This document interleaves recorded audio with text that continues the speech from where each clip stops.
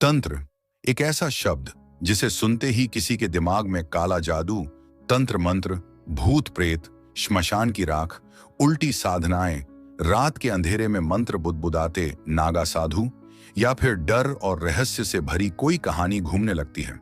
पर सच ये है कि तंत्र उतना ही गलत समझा गया है जितना गहरे में ये सच है।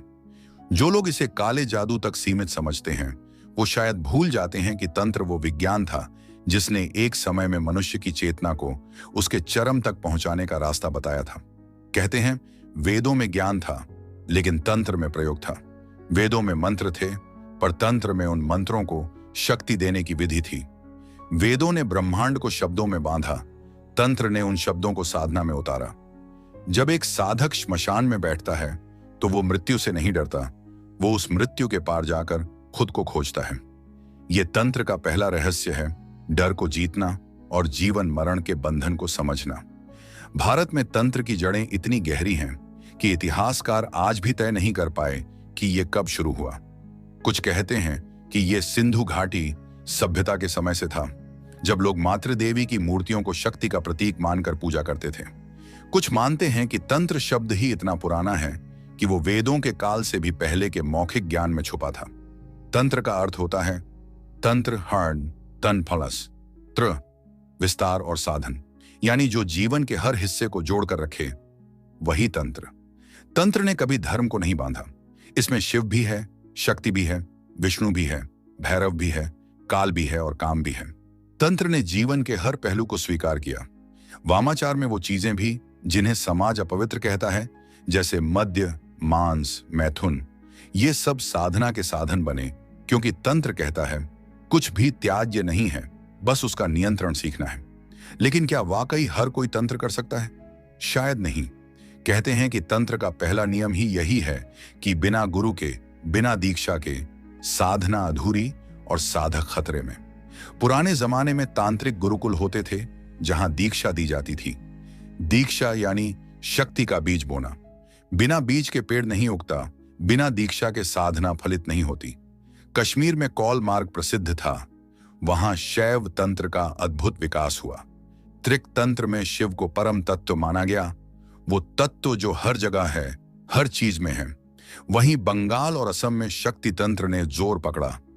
यहां काली, तारा, छिन्नमस्ता जैसी महाविद्याएं साधकों के लिए दरवाजे खोलती थीं। कामाख्या मंदिर ये सिर्फ मंदिर नहीं बल्कि शक्ति तंत्र का जीवित केंद्र था।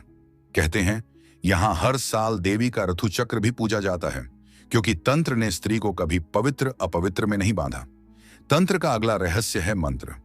कोई भी मंत्र तब तक सिर्फ शब्द है जब तक उसमें साधक अपनी चेतना नहीं डालता। तांत्रिक कहते हैं कि हर बीज मंत्र में ध्वनि कंपन होता है और यही कंपन साधक के भीतर छुपी शक्ति को जगाता है। ओम, क्लीं, ह्रीं, श्रीं ये सिर्फ अक्षर नहीं, ये ऊर्जा के द्वार हैं। मंत्र के साथ यंत्र आता है। एक साधक जब श्री यंत्र बनाता है तो वो सिर्फ रेखाएं नहीं खींचता, वो ब्रह्मांड के हर नियम को एक ज्यामितीय ढांचे में बांध देता है। श्री यंत्र को ब्रह्मांड की नकल कहा जाता है। त्रिकोणों, वृत्तों और बिंदुओं का जाल। साधक ध्यान में बैठता है, यंत्र पर दृष्टि टिकाता है और अंदर से बाहर का भेद मिट जाता है। तंत्र में रस भी है। रस यानी शक्ति को संचालित करने की कला। काम कला तंत्र इसी रस का सबसे विवादित रूप है। काम कला यानी काम और साधना का मिलन। जब साधक अपनी वासना को शक्ति में बदलता है, वो मैथुन को सिर्फ भोग नहीं मानता बल्कि उसे चेतना जागरण का द्वार बनाता है। ये वो हिस्सा है जो आम लोग नहीं समझते, इसलिए काम कला को गंदगी से जोड़ देते हैं, जबकि असल में ये सबसे कठिन साधना मानी गई है। तंत्र में स्मैशन साधना, इसका अलग ही महत्व है। श्मशान जहां जीवन खत्म होता है वहीं साधक नया जीवन खोजता है। अघोरी ये शब्द सुनते ही लोग डर जाते हैं, लेकिन अघोर पंथ का अर्थ है जो घोर न हो, यानी कुछ भी त्याज्य नहीं है। शव के ऊपर बैठकर साधना करना ये सिर्फ दिखावा नहीं, ये मरण धर्मा शरीर को छोड़कर आत्मा को मुक्त करने का अभ्यास है। पर क्या ये सब इतना आसान है? नहीं। तंत्र में अगर मंत्र गलत जपा जाए, यंत्र गलत बनाया जाए, साधना अपवित्र मन से की जाए तो साधक उल्टा फंस जाता है। पुरानी कहानियां कहती हैं कई तांत्रिक अपने ही रचे जाल में उलझ गए। बुरी शक्तियां, अस्थिर मन, शक्ति का उल्टा असर, ये सब खतरे हैं।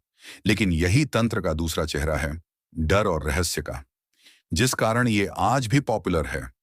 लोग आज भी भूत भगाने वाले बाबा को तांत्रिक कहते हैं, भले ही वो सच्चा तांत्रिक हो या ठग। असल में असली तंत्र दिखता नहीं, वो साधक के भीतर होता है। आज मॉडर्न विज्ञान भी मानता है कि ध्वनि, मंत्र और ध्यान दिमाग पर असर डालते हैं। न्यूरोसाइंस कहता है कि चांटिंग से ब्रेन वेव्स बदलती हैं। जो तांत्रिक सिद्धि एंशिएंट स्क्रिप्ट्स में लिखी गई थी, वो आज भी आधी रहस्य हैं, आधी मनोविज्ञान। लेकिन क्या तंत्र खत्म हो गया? नहीं। आज भी हिमालय में कहीं कोई सिद्ध योगी बैठा है, कोई अघोरी स्मशान में साधना कर रहा है, कोई गृहस्थ साधक काम कला को साधना में बदल रहा है। बस फर्क इतना है कि अब ये सब आंखों से दूर है। स्पिरिटिफाई पर यह यात्रा अभी शुरू हुई है। तंत्र सिर्फ मंत्र यंत्र नहीं, ये जीवन को जानने का तरीका है, शक्ति को साधने का मार्ग है, डर को हराकर, अज्ञान को हटाकर अपने भीतर की शक्ति को पहचानने की कला है। अब सवाल यह है, क्या आप तैयार हैं इस शक्ति को समझने के लिए? अगले अध्याय में हम देखेंगे कौन कौन से तांत्रिक मार्ग थे और कैसे हजारों साल तक ये गुप्त रहे। वो कौन से साधक थे जिन्होंने सिद्धियां पाई, और वो भी जो इस रहस्य में खो गए। तंत्र सिर्फ कथा नहीं, ये साधना है, शक्ति है और रहस्य भी। स्पिरिटिफाई पर यह रहस्य अब खुलेगा एक एक कड़ी में। और अगर आप तैयार हैं तो अगली बार हम उस द्वार को खोलेंगे जो सिद्धि के असली मार्ग तक जाता है।